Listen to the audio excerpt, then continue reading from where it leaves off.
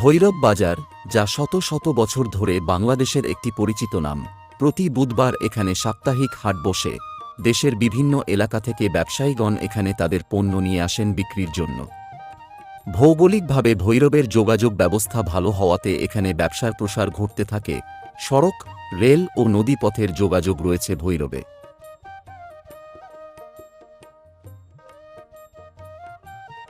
ভৈরব শহরটি দেশের অন্যতম বৃহৎ মেঘনা নদীর তীরে গড়ে উঠেছে।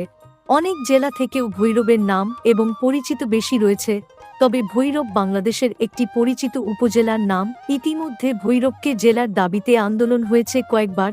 কিশোরগঞ্জ জেলার অধীনে ভৈরব একাই পুরো জেলার সমান রাজস্ব দিয়ে থাকে সরকারকে। ভালো লাগলে শেয়ার করুন।